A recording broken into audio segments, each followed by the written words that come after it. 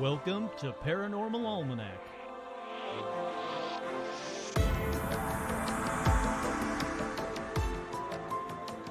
With your host, Kurt Sandvig.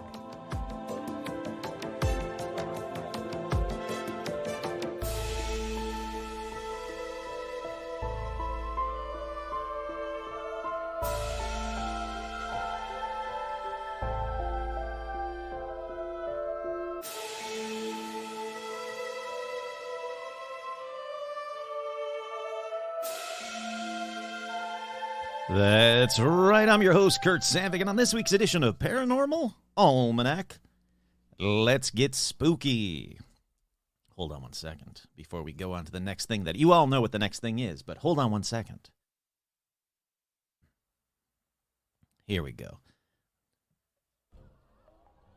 You gotta wait a couple seconds. It's that time of year. I gotta do it. Right. Spooky background noises. It's Halloween, peoples. Well, it's October, and as far as I'm concerned. Once it's October, it's Halloween, people. Now, you have to excuse my voice because I had a cold this week. It knocked me out for a few days. It really sucked. And I'm fine now. I feel better, but my voice is just gone. Like, this cold just knocked me out, but maybe it makes me sound more spooky. I don't know. It doesn't really. It just makes me sound like I got a sore throat, but I don't. All right, so we're going to let this background noise happen for as long as it doesn't annoy me, which probably won't be that long. But can you guys believe it? We're in October.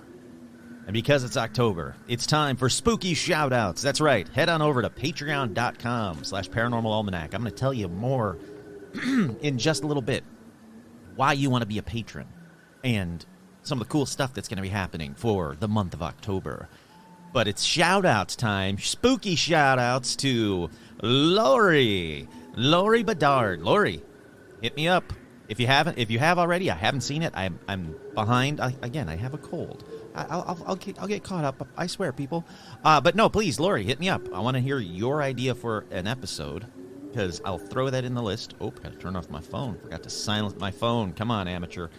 But yeah, hit me up with your idea for an episode. I would love to do an episode for you, Lori. This episode is brought to you by Lori. And we have shout-outs to Alec, Roger Funk, Kimberly, Adam, Karen. See, now, if I was a smarter, better host, I would be doing like Spooky Alec and Creepy Roger Funk and the Crusty Kimberly and the I can't think of it. See, I'm not a good, ghost host here. The creepy crawly Adam, the oozing Karen. See, I can't do it. I'm not good enough. So I'm just gonna do the shout-outs like normal. Karen, Ethan, Duran, Nikki Loves James, Lori, Alicia, Rebecca, Ann, Stephen Scher, Jane Ann, Jennifer, Heather G, your friendly neighborhood Skinwalker. All right, it's kind of spooky sound. That one worked. Zuzus, what's it? Nico Share in the Mouse. Mark and Tina, Tortuga, Mike from Jersey, Jay Bizzle, Andy, Tracy, Virginia Mailman, Tony, the Magician. See, that one I can do, the Tony, the Mysterious Magician. Jason, Vicky, Crow, Clay, Buzz, Tom, Lobito Works, Isabel, Jen, Stacy, Amber, Kelly Joe, Menace the Beast. He's got Beast in the title. That's spooky enough as is. Kick-Ass Magic Robot webcomic. Sandy, Page, Couch, Bentman, 666. Just seemed like that was a good time for that one. Andrew, Scott, Andrea,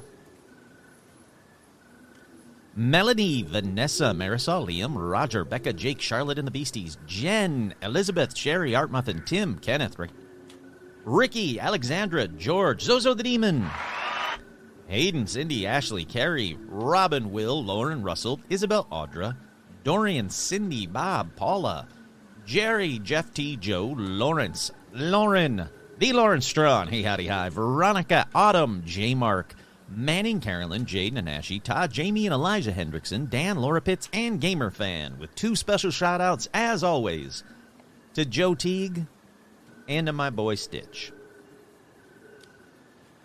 Alrighty, let's, I don't know what happens if I mute the microphone to clear my throat, if it pauses, if it mutes the sound effects. I'll have to play that back and listen. Because that's what I do. To try and, like, not be gross for you people, I always mute the microphone to clear my throat. Or most of the time, anyway. Alrighty, social media kickoff has begun, people. It's begun. Check out YouTube. You go to youtube.com/paranormal_almanac. You're going to be finding a blank right at the moment. Paranormal Almanac official YouTube page. That's right. I am going to be doing, maybe I should do it right now. No. Is it too late to record this? I don't know how I would record it. Maybe StreamYard? I'm going to be doing a YouTube channel where I'm going to try and record some episodes. I'm not going to start with this episode. I'll start with the next episode. I'm going to start recording some episodes while I'm doing them so you can watch episodes on YouTube. I don't know what that's really going to look like. So I got to play around with that. But I'm also going to be doing a lot more stuff. I'll be talking about the YouTube channel in just a minute. So, but check it out. Paranormal_Almanac on YouTube. That's the official Paranormal Almanac YouTube page. And I can't wait to do a lot more stuff on YouTube. It's going to be very cool. It's my social media kickoff. I told you guys in October I'm going to kick it off, and I am. Let's see. Merch is on sale right now. If you go over to tpublic.com/stores. What is it? /paranormal-almanac. That's what it is. So it's tpublic.com/stores/paranormal-almanac. You're going to find all the merch. And it's not just shirts. It's stickers and, I don't know, tote bags and posters and all kinds of cool stuff. But it's all on sale right now. In fact, that reminds me, I've got to go buy a shirt, another shirt from, every now and then, every few months, I like to buy one of the styles. So, since it's on sale, I might as well do that. But let's get right into paranormal news, and then I'll talk more about the social media stuff, because there's more. There's TikTok, there's Instagram, there's all kinds of stuff. I'm kicking it off. But let's do paranormal news. Strange things happen every day. Keep a watch out, be on your way. That's just the way the universe moves. But now it's time for paranormal news. Yeah, a little bit spooky in the background of that one, too. That's right. The spooky first story in paranormal news. That was harder for me to say than it should have been. UFOs in Brazil, the official story. Reports on more than 700 unidentified flying objects investigated by the Air Force for more than 60 years are available at the National Archives for researchers and the curious. Including, one day in May of 1986, the head of the Brazilian Air Force, Lieutenant General Octavio Julio Moreira Lima, summoned the press to Brasilia, the capital. He gave them a briefing about the extraordinary events that had happened the previous Monday, which led him to order the deployment of 5 fighter jets. He sent them to pursue and intercept 21 UFOs, which have been sighted by hundreds of civilians and military witnesses and detected by radar in 4 states. Unfortunately, none of the aircraft managed to reach the luminous objects. Oh, I get it. None of the human aircraft managed to reach the luminous objects, which escaped with unthinkable twists and speeds. The minister, who appeared with the 5 military pilots and air traffic controllers who monitored the sightings, promised a detailed report about the frenetic hours within a month. It took him much longer, but finally, many years later, it was published. And anyone can read it. That's right. It's been made available by the National Archives of Brazil, either in person at the headquarters in Brasilia or online. That is cool. Other countries are kind of coming forward with their own records, and that's really important. It can't be just the United States that will slowly siphon off, the UFO stories and say, we're giving you everything when we know they're not. No, other stories are not other countries are not coming forward with their own stories. And it's really going to be essential to find out the full UFO story, because as everybody who's followed this knows, these UFOs, they're not just in America. They're around the world, and we know that other governments have them, but we got to hear from them. So hopefully, like I said, other countries will start coming forward, be even more open than the United States government is, and we can finally get the full disclosure that we've all been waiting for that's got to happen in 2023. Come on, people. It's getting to the end. We got 2 more months in 2023. Give me full disclosure. If not, it's going to be 2024. But still, it's coming. Already up next in paranormal news, the Spielberg-produced UFO doc has more than 300 witnesses for a mile-long spaceship. It says they want to believe in the new Steven Spielberg-produced Netflix documentary Encounters, now streaming, there was an eye-popping number of witnesses to one of the UFO incidents. And if you guys haven't watched Encounters, you guys should start. I just started the first episode. Not just started. I watched the first episode. It was fantastic. I can't wait to watch more of it. But it's called Encounters. It's on Netflix. It's Steven Spielberg produced. It's really well done.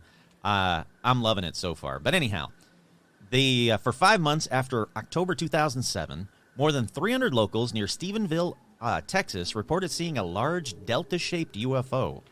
Witnesses all reported it to be enormous. Some estimates said it was about a mile long. Others claimed it was the length of 17 football fields. Is that longer than a mile? That doesn't help. That doesn't help me at all. All right, so a football field is what, 100 yards? So it is 1,700 yards. Is 1,700 yards longer than a mile? I was told there'd be no math on this podcast. Various witnesses said that it was hovering around the lights. The most widely publicized incident was on January 8th, 2008, when 19 witnesses alleged that they saw the UFO as it passed from Dublin, Texas, to Stephenville, pursued by U.S. military fighter pilots. The mass sighting made national news in 2008. Coverage of it appeared in the ABC News, the Los Angeles Times, CBS News, National Public Radio, basically everywhere. They said it was a circus, according to Robert Powell, the nanotechnology engineer whose investigation helped document the large UFO via Federal Aviation Administration radar data. He appears in the documentary as well. We're interviewing various key witnesses. It was so loud that you couldn't even interview them properly. The key witness interviews occurred outside of that. Outside of what? Oh, outside of the circus, I guess? I don't know. That's a really weird sentence. Anyhow, point is, Encounters on Netflix. If you like UFOs, watch it. It's really good. Like I said, I just started it. I can't wait to watch more of it. Alrighty, up next in paranormal news. Did you know that Piedmont is the UFO capital of Missouri? No. Why would you? Unless you're from Piedmont, why would you know that? But, all right, news story from Fox 2 News. Piedmont, Missouri has been named the state's UFO capital, Missouri, due to sightings of UFOs in 1973. Representative Chris Dinkins pushed for the designation to boost tourism. This bill was to celebrate the 50th anniversary of a reported unidentified flying object sighting in Piedmont. The bill that made this designation official was SB 139, which passed by the Missouri General Assembly on July 6th and took effect on August 28th. Residents in Piedmont and the surrounding areas reported witnessing unusual aerial phenomena. Many of those who saw the activity reached out to local law enforcement, sheriffs, and local media outlets to share their stories. The incidents got so much attention at both the local and national levels, there was no formal government investigation in this report. That Dr. Harley Rutledge conducted an independent investigation into these sightings along with his team. He published a paper of his findings, which later evolved into a book called Project Identification, the first scientific field study of the UFO phenomena, back in 1981. And now, Piedmont is officially the UFO capital of Missouri. So I guess, hey, congrats, Piedmont. You did it. You beat out other towns in Missouri. I can't think of another town in Missouri. Kansas City. You beat out Kansas City. Way to go, Piedmont. Up next, Talking Bigfoot. Oklahoma group investigates the cryptid creature. A report states that McAllister man was alerted to his window in February after his dog began growling and shaking in fear. What he saw was an 8-foot-tall, 800-pound bipedal humanoid creature cross in front of his window and disappear into a drainage canal. Around the same time of the first report, a woman reported hearing huffing and snorting in some woods in Krebs along the same drainage canal during an early morning bike ride. The woman said that she could tell the difference from a deer blowing an alarm and what she heard, that there was no livestock in the area. The noise scared her so much she pedaled straight home. The reports are more than 24. The reports are two of more than a dozen, I get it. Troy Hudson, founder of the Native Oklahoma Bigfoot Research Organization, and his team receives in a year. Hudson said that growing up in a Native American household, he would always hear stories about quote-unquote stuff. But the word Bigfoot was never used, so I never had any of that in my mind. It wasn't until I got into this about what all the stuff that I heard and the things that went on as a kid finally made more sense. So, yeah, let's see. He began to run the annual Bigfoot Festival in Honobia in 2010. And then he started NoBro. But it doesn't tell me what NoBro is. I mean, it's got to be something to do with Bigfoot. He said NoBro investigators receive and filter reports before conducting interviews, as well as doing education and community outreach research about Bigfoot. And it never tells me what NoBro stands for. Something Oklahoma Bigfoot Research Organization. Yeah, there you go. I kind of can figure that one out. So yeah, that's cool. Up next in paranormal news, let's keep on keeping on. I got a bunch to get to. I want to get to it, and I don't know how long my voice is going to hold out. So let's keep going. The next story is Create a Cryptid Contest. That's right. There is a Create a Cryptid Halloween art contest. The Camas Public Library is hosting a Create a Cryptid contest for all ages to create a new cryptid worthy of keeping company with the Loch Ness Monster, not a monster, the Yeti, the Kraken, and the Chupacabra. The deadline to submit artwork for your own original cryptid is 5 p.m., October 16th. Use whatever medium you'd like to create your cryptid. Paint, digital, sculpture, paper mache, gluing things together. I don't know. They're other stuff. Use your imagination. Submit your artwork to the Camas Public Library along with the form available at the library or at Camas, that's C-A-M-A-S, Camas Public Library .evanced.info. Once again, Camas Public Library .evanced.info. One entry is allowed per person. Voting will take place October 17th to the 25th. The 3 cryptids with the most votes will be announced as the winner on October 26th. Each winner will receive a prize. There you go, people. Get out there. Make a cryptid. Make a paramaniac. Do something cool. Make sure, like, you put on there something about Paranormal Almanac, and let's all win a prize. That'd be cool. I just thought that one was fun. Up next in paranormal news, he's back, people. Owen is back. That's right, Owen O'Fagan. He is back. This guy just doesn't stop. He is the best. I said it to his face, and I'll say it again right now. Loch Ness Monster, not a monster, enthusiast Owen O'Fagan saw a humped black shape poking out of the water and believes it may be a young Nessie emerging from the depths. Veteran Loch Ness, well, I'm not going to keep saying that, Nessie hunter claims he has footage of the beast or possibly her child. Again, why beast now? Come on, people. I'm trying not to say the word monster, and then you throw beast in the middle of it. Or possibly her child poking her head above the water, and has called it his strangest ever sighting. Oh, wow. And I'm watching the video now. There's no sound. What the heck is that?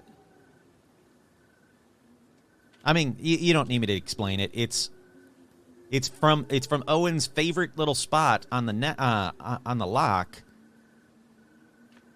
It's another webcam sighting, and it does seem like something's poking its head out of the water. Holy crap, Owen, this is freaking awesome. The clip, captured by Owen O'Fagan, showed a humped black shape breaching the surface of the famous water before moving steadily north against the current. He's been eagerly watching a webcam pointed at the loch for many years, but claims he had never seen anything like this shape appear before. He even believes it could be a young Nessie. Freaking awesome. I love Owen. You know, you can't have paranormal news without him, so why do I even try? There you go. That's freaking amazing. Alrighty. Up next in paranormal news, the final one in paranormal news. I've been wanting to watch this. It says bus driver in Singapore spots ghost passenger on the vehicle's security monitor. All right. Let's see. Let's watch it. That's a great start to the video. Pagi dah buat seram ah. loving this so far. Kau tengok ni ya. Oh, here we go. So he's looking in the security camera above his Okey, kat atas ni ada orang kan. his steering wheel of the windshield, Kiwak betul lah. Pagi-pagi dah buat seram lah. saying things that I don't know what he's Ni pun saying. ada orang kat atas kan. Was I supposed to have seen it right then? Now he's walking upstairs in the bus. Sial kan, tak ada orang kan. He's looking Berderau around. darah aku lah. Bus is Lelaki empty. betul lah. Aku puas jeritkan dia suruh turun tadi kat dekat tempat So turun orang. walking all the way to the back, checking every row, making Nak sure bawa there's dia ke nobody sini. in there. Was I supposed to have seen it? Pokemon betul lah. Are you? What? What am I supposed to have seen? Okey, kat atas ni ada orang kan. I'm backing it up for a second. Kau tengok ni ya. What am I supposed to have seen? Oh, there is a dude sitting there. Interesting. There is a guy sitting like 1, 2, 3, 4 rows back. All right.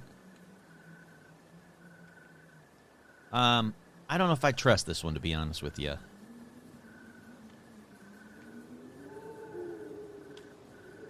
I think that look, this is just me guessing.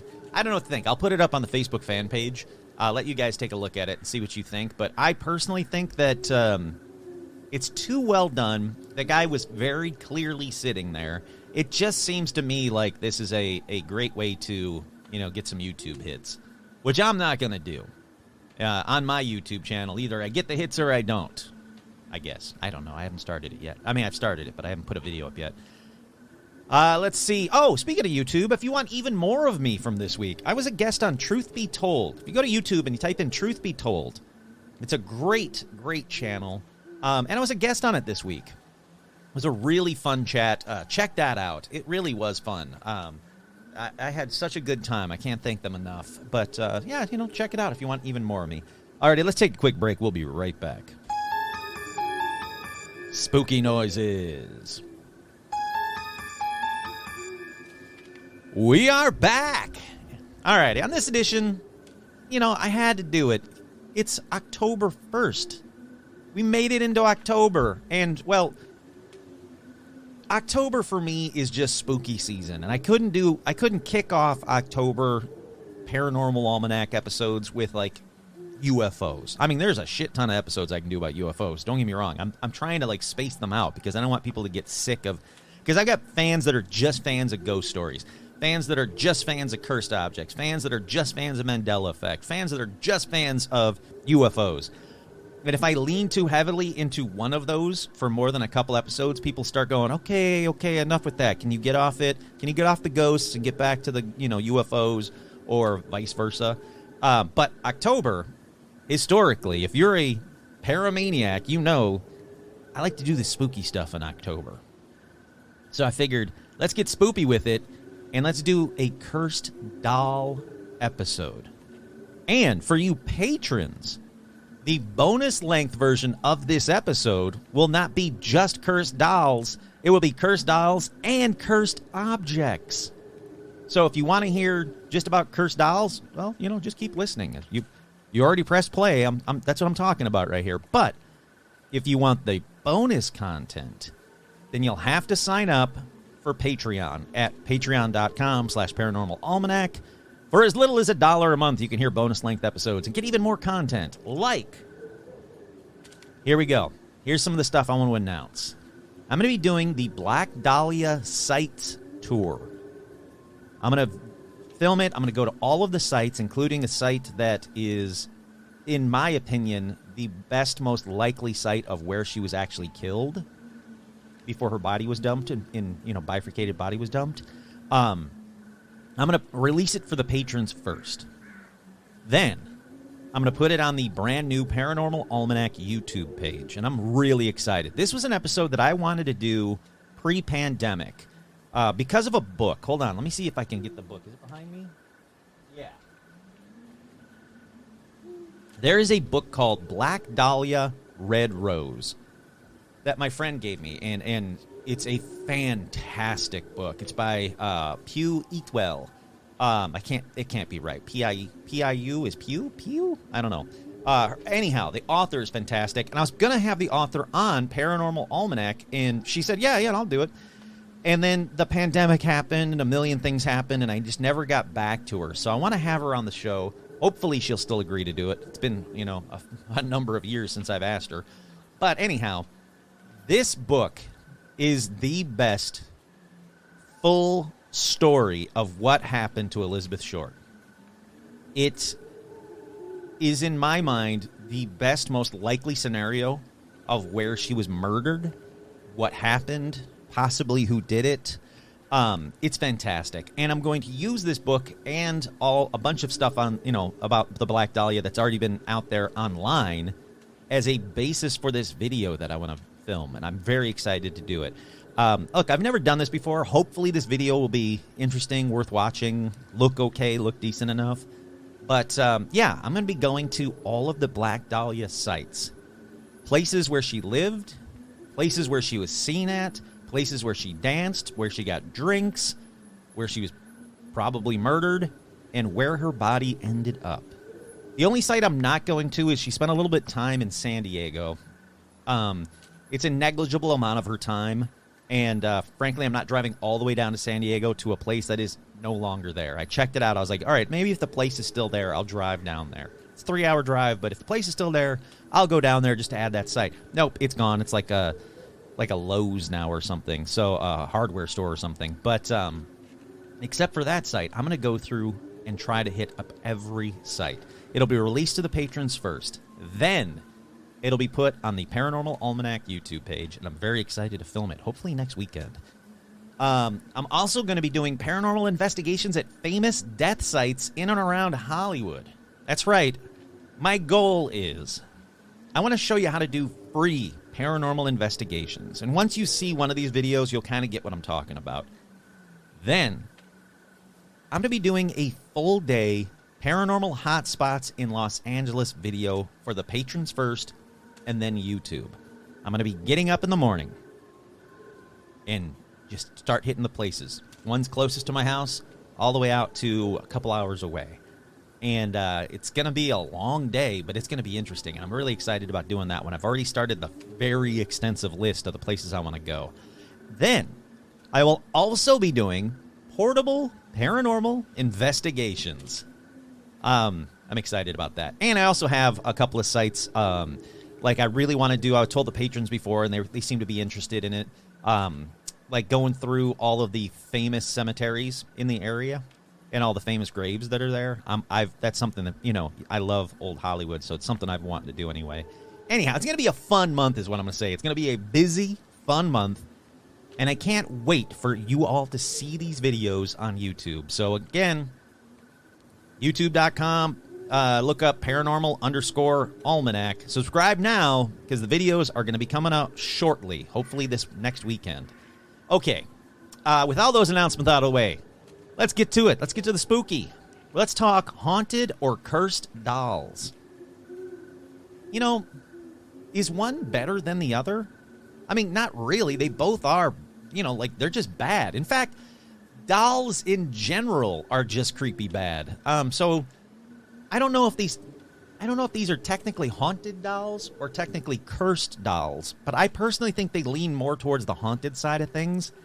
And I will say that I'm someone that thinks, like, if I woke up and there was like a haunted or cursed doll like standing over me with a knife or something, I think I could take it down. At the very least, I think I could run away, because it's got like little doll legs. There's no way it could run as fast as me. Now, do I want to test this theory? No, I do not. But I've never understood these, these horror movies where a doll pops up and everybody's like, oh my God, and the doll tackles the person. I get that it's like a haunted doll, so maybe it's got like supernatural strength, but it just seems to me like you should be able to punt that thing at least 10 feet. Like, just kick it in the face and then run away. I've never understood why people get overcome by dolls in movies. It seems like I think I could take one. I really do. Anyhow, the first doll, this is one that I thought I had talked about before, but I couldn't find it in any of my episode lists, so I figured let's talk about it now. Its name is Okiku. Now, Okiku, she was bought in Sapporo by a 17-year-old Aikichi Suzuki. This was in 1918 for his 2-year-old sister, Okiku. Now, the fact that you know the doll is also named Okiku and has the same name as his sister means you should know something bad is about to happen in this story. But let's keep going. He was touring the region for a maritime exhibition, and he said the doll instantly drew his eyes. So, yep, he went in, he purchased the doll for his sister. Before I get to the bad part of this story, let's go over what Okiku looks like, all right?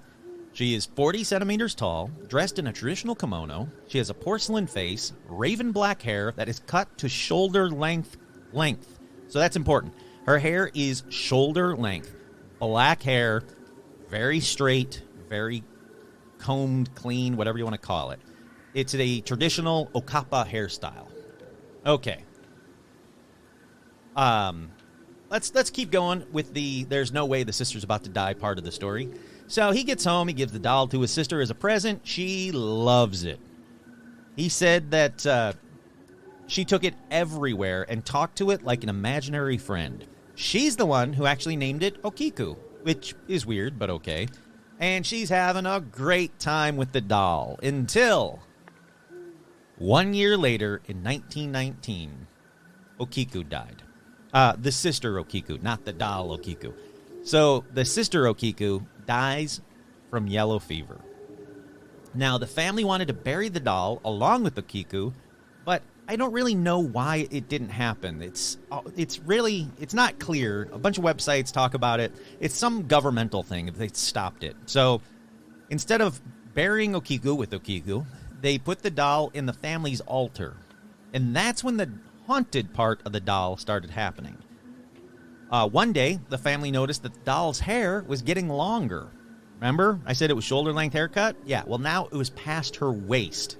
That's way longer. That's not like, does it look a little bit longer to you? No, that's way freaking longer. And they said it was also unkempt with split ends and even appeared to have different colors in it now. So, the brother, Aikichi, he said that he and his family had dreams about Okiku, and the doll was always in the dreams, about the sister, and the doll was always in the dreams. They said that the house appeared to be haunted. It had all the typical haunting stuff, shadow things moving, banging, voices, lights going on and off, and they said it got worse 2 days a year. The sister's birthday and the day that she died. They would go to the altar, and they would even cut the doll's hair and clean it and comb it, and they said that seemed to keep things calm, so they realized, okay, we have to maintain the doll for the sister. And he said this happened for years until it was just kind of part of the house, that, weird shit would happen. They'd go, they'd cut the doll's hair, comb it all, talk to the doll for a little bit, go back home, everything would be calmed down again. Until 1938, the family moved, and they asked a local temple to take care of the doll in their stead. They said, we can't just abandon this thing. This doll seems to be either attached or maybe is the sister. So the temple went through, and they said, yeah, okay, well, we'll do it for you. And they said that, and I say supposedly, I should say supposedly said, the temple supposedly said, the reason I say supposedly, it's all in the same info. No matter where you look online, it's the exact same wording and this sentence seems to be the same, so it seems to be regurgitated a lot. So grain of salt on this one. But the temple supposedly said the doll's hair kept growing, and they kept cutting it to appease the girl. They said that they have sent out cut samples of the hair for scientific analysis, which showed that the hair was that of a human. That's not too surprising, though, especially in the early 1900s. Most doll hair was human hair. The temple also says that whoever takes care of the doll has dreams of Okiku and the doll, and again, big grain of salt, but they said that the doll's mouth appears to be slowly opening, and you can see teeth in the mouth now. But I can't find anything that corroborates this. But if you want to see for yourself and let me know, you can, because Okiku is located in her private shrine on display in a little wooden box in the Meninji Temple in the town of Iwamizawa Hokkaido, Japan. And there is no way I got the town's name wrong, so let's keep on moving on. But yeah, go check it out. If you're in the area, please go take a look and let me know. Is the doll's mouth slowly opening? It's a porcelain head. Like, is it just like a crack that seems like to be along the same line as the mouth? Or is the mouth opening? And if it is, are there teeth in there now? Because if there is, that's the most impressive haunted doll on this list. I'm not going to lie to you. That's what's happening.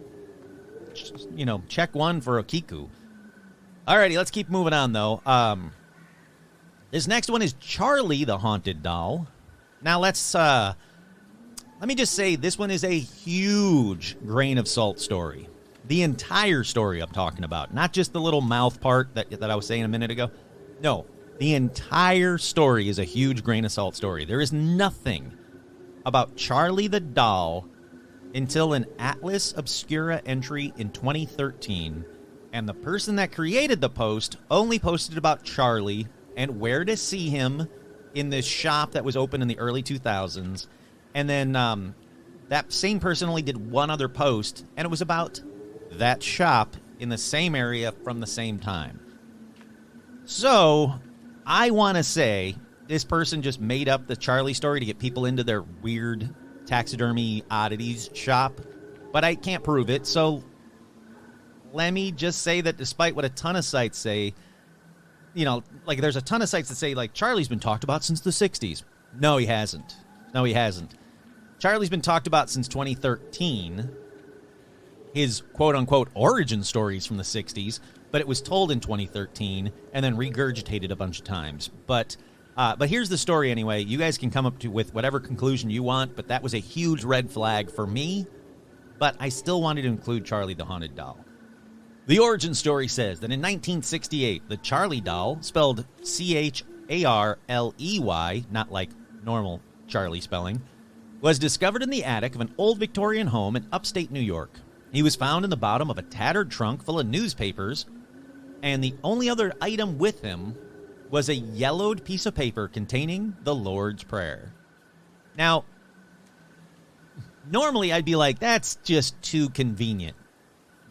Except for the fact that I got sent a mysterious package, a wooden crate with a bunch of sand and the Hand of Fate in it, and the Westminster Abbey thing from the 1930s, and the coin, and the photo and everything.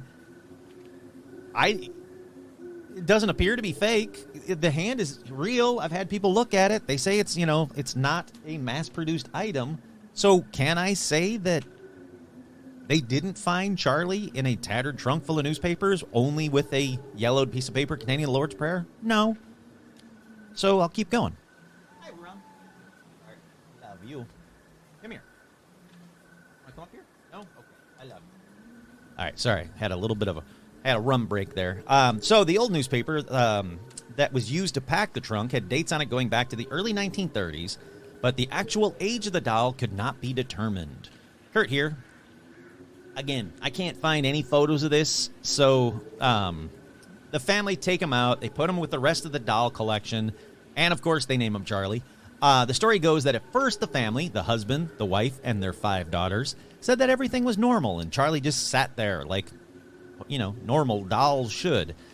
Then they started finding Charlie in weird different places. Hold on. Come on up. Come here. How are you? It's the spooky episode, Rum. It's Halloween. I thank you. I love you too, sweetheart. All right, let me continue the episode. Good girl. All righty. Again, husband, wife, 5 daughters said everything was normal, and Charlie just sat there like normal dolls. Then they started finding Charlie in weird places. Which, I don't know if you know that, but if you start finding a doll in weird places that you didn't leave it, that's bad. So the parents blame the kids blame Charlie blames Satan, I'm guessing.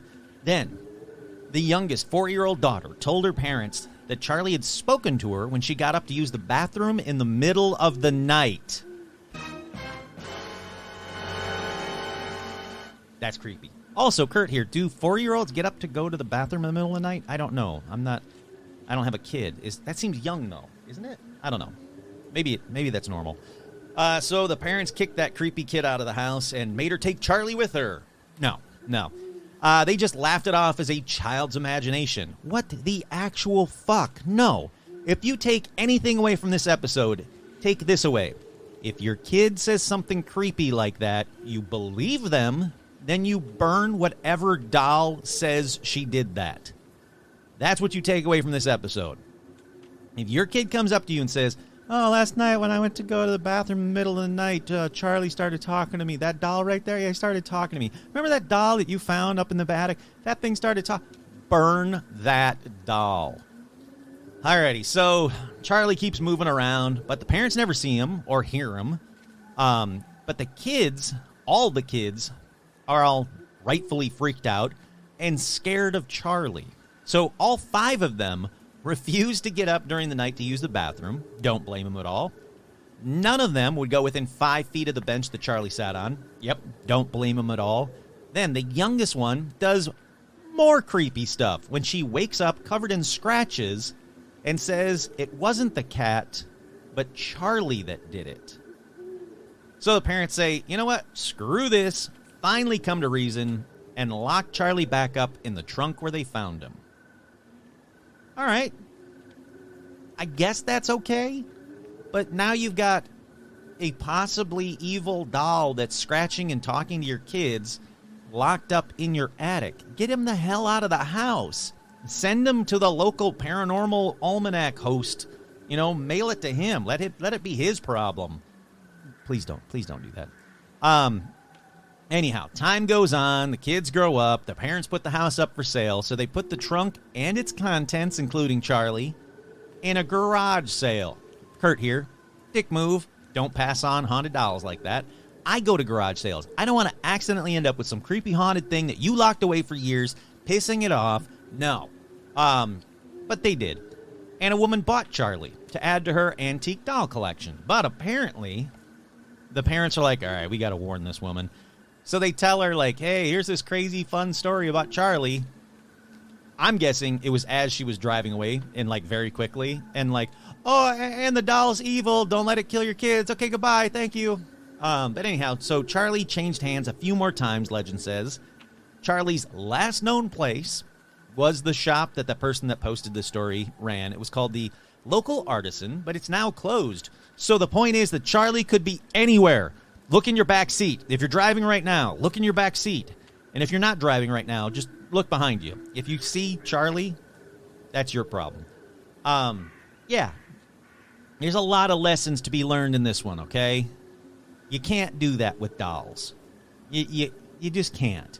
If you've got a doll that is talking to your kids in a bad way, moving around when you shouldn't be moving around, and then scratching your kids, you don't just put them back in a trunk and be like, oh, that's future Kurt's problem. I'll let him deal with that. No, you deal with it now. You burn the fucker. Or you sell it for a shit ton of money to Zach Baggins and let him deal with it. Alrighty. So this next one has the same problem as Charlie. And that being, besides being a haunted doll, the known source of this story originated on a now defunct website called HauntedAmericaTours.com. And it seemed to be a site that created stories to scare people. So again, huge grain of salt. Every photo of this next doll all came from that same source. And even though it's been retold 1 billion times on a bunch of different websites, it all came from this source, okay? So, again, that's usually a red flag for me, but I can't count it out. I mean, there's got to be a source for every one of these stories. So, you know, it's not an instant discount as far as I'm concerned. Like, if I see that, I don't go, well, no, I'm not talking about that story. Because, again, there's got to be a source for every one of these stories. And if it's just the one source, maybe it's the one time the person decided they wanted to talk about it online. So I'll give them that with that grain of salt. Let's see. Pupa the doll is a soft felt doll, approximately 14 inches tall, with soft brown, possibly human hair. She has on a blue sleeveless felt dress with white trim and a white button on the dress's collar that was sewn on by her owner in the early to mid-1940s. She was reportedly custom-made to resemble the child to which she originally was owned, or given to, and or made for. And pupa, which I thought meant like, like a butterfly in a cocoon thing, pupa also means doll in Latin. So if you're listening to this show in Latin right now, this next one is the pupa. I don't know. I just thought that was interesting. I never knew that pupa meant doll. People way more into dolls than me have said that pupa appears to be a Lenzi-type doll. They were originally created and designed by Alina Koenig Scavini and produced between the years of 1918 all the way up to 2001. Lenzi dolls are notable for their heat-pressed wool faces and painted facial features. They also said, or pupa could be a doll made by a doll maker in Trieste, whereas Lenzi dolls were manufactured in Torino, so who cares about any of that?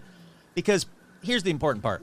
Pupa moves on her own, and her, I'm talking like her head, moves around on its own. Her facial expressions change when no one is looking. So who cares who made her? Just tell me how to kill her, is what I'm saying. Okay, origin story time.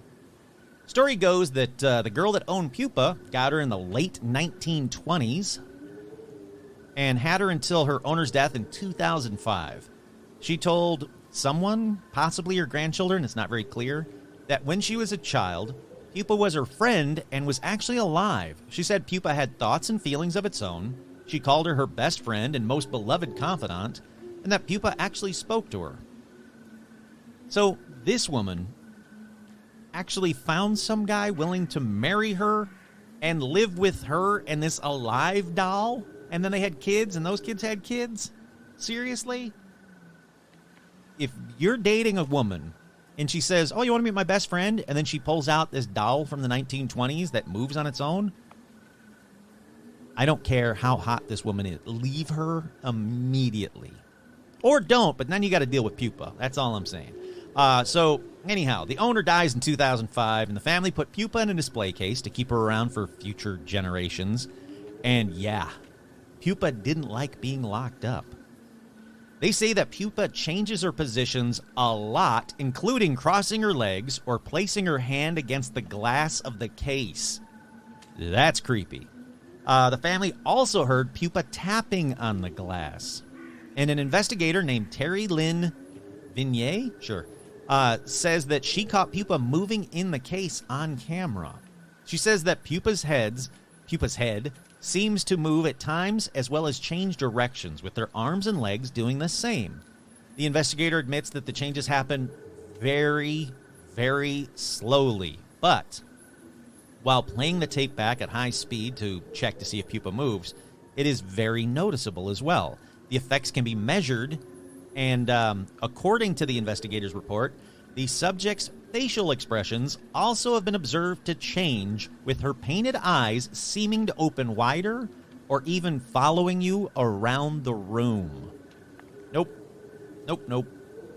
Do not like pupa. Yeah, why would I get that, it's your grandma's doll, but no. I don't care. I love my grandma. I love both my grandmas. But if they gave me a haunted doll and they said, please keep an eye on it, no, sorry. That's where I draw the line at haunted dolls. Oh, one of my grandmas collected clowns. So when she passed away, there were just dozens of clowns that, each grandchild we got to get a clown. So I have one of the clowns. It's a little glass. I picked the least creepiest looking the clown that I could. I looked through all the clowns on the display cabinet, and I was like, I'm going to take that one because it's small enough, it's glass, so if it tries to jump down for where I put it, it's probably going to break anyway. But it's not the most evil-looking clown. There were some scary ones. I'm not sorry, Grandma, but that's just true. Clowns are scary. Alrighty, up next is not a haunted doll, but in my opinion, a doll that should be haunted as fuck. It is Patty Reed's doll. First, you might be asking, all right, who's Patty Reed? What? I don't care. I don't know her. Well, Patty Reed is the most unlucky little girl in America. Here's her bio. Little Patty Reed was 8 years old when her parents, James Frazier Reed and Margaret Wilson Keyes, left Springfield, Illinois, as members of the Donner Party. Now, if you don't know who the Donner Party is, you may not want to eat dinner for this next little bit if you're eating while listening to this episode.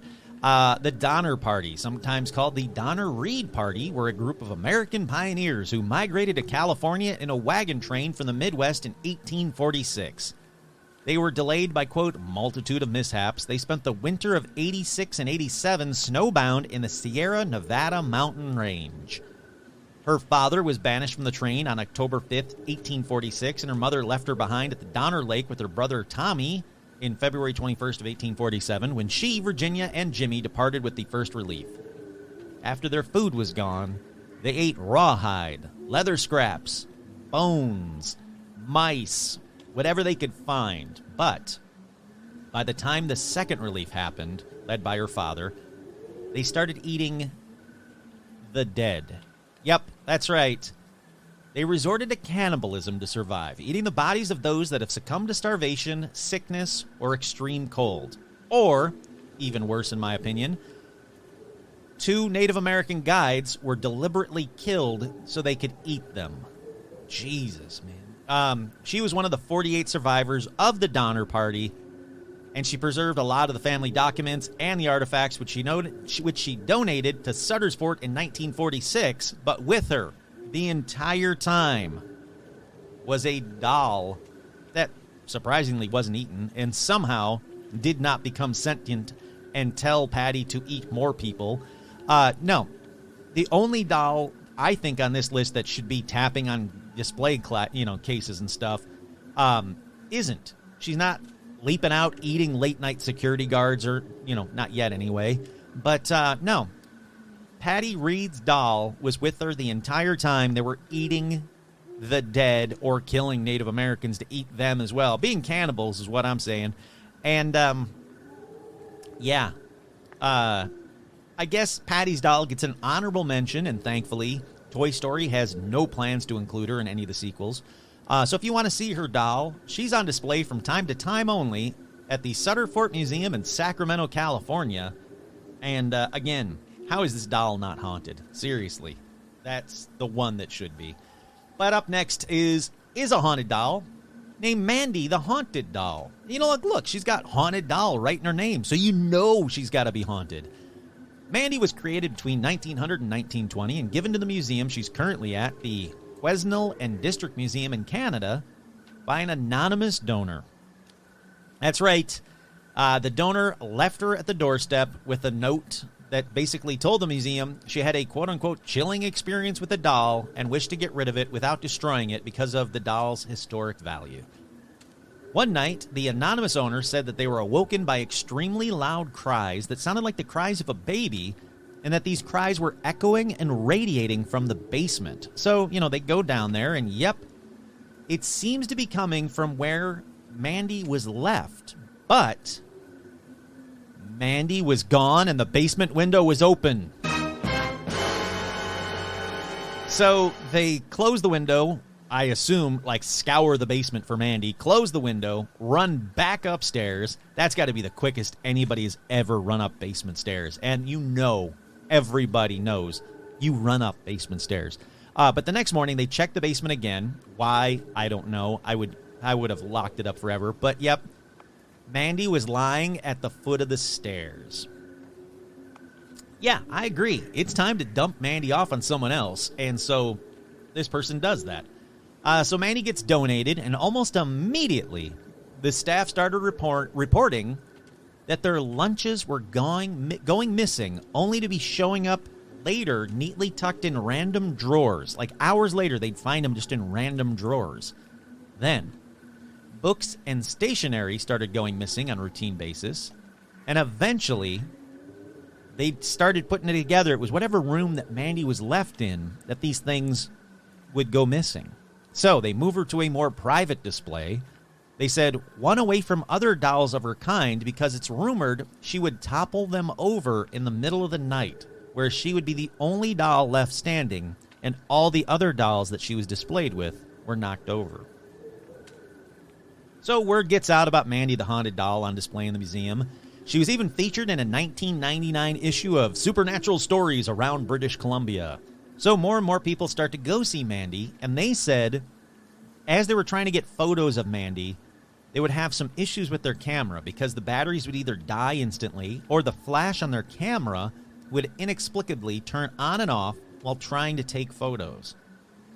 Psychic investigators also came to investigate Mandy, and they said, the doll is most likely possessed by the spirit of a young little girl who only wants attention from people around her. Really? Really, psychics? That's your bold assessment of Mandy? Look, I could have told you that. That's every doll. The doll seems to be possessed by the spirit of a young little kid. Yeah, no crap. That's every doll except for the Patty doll on here. Yeah, I don't know. All right, finally. One last quick one, and it's a real quick one. It's I couldn't find much more information about it. It all seems to be kind of regurgitated the same, but it is Lily the doll. She was made during the 1800s in Germany. She features real human hair as well. According to the museum's Facebook post, she was discovered by an antiques dealer who took her home, but, quote, began having recurring nightmares about a little girl who had a very bad accident. She was subsequently put up for sale at the antique shop. On one occasion, a customer's little girl spoke to the doll for 3 hours, talking to Lily like she was real. The little girl informed the store owner that Lily was a little girl that had been subjected to extreme violence. Now, if you want to see Lily, you have to go over to Zach Baggins' Haunted Museum in Las Vegas because she's on display there. Alrighty, that about does it for haunted dolls, but hold on a second. Patrons, let's kick you off into your part of the episode. Regular listeners, you're going to immediately, come to the end of the episode with me in just a minute, but I like to do everything in order, so we'll be back in just a second. Alrighty, we are back. The patrons got their extended cursed object part of the episode. So with that, is this still going? Oh, it is. It's still going. All right, so with that, let's turn that haunted, spooky music in the background down. And what do you guys think? What do you guys think of cursed dolls? Yes, forget the cursed object part for the patrons. What do you guys think of cursed dolls? Dolls are bad enough as is. Why you got to make them cursed? I don't want a doll in my house anyway. I don't need it cursed or non-cursed. But yeah, they're just spooky as shit anyway. Some of them, yeah, I don't want to be left alone in a room with. Other ones, yeah, I don't know. I don't think they might be actually cursed. I think they're just creepy looking and people just wanted to get their money's worth. So I can't blame them. What's the creepiest doll on this list? You tell me. Once again, I'm your host, Kurt Sandvik, and this has been another Halloween edition of Paranormal Almanac.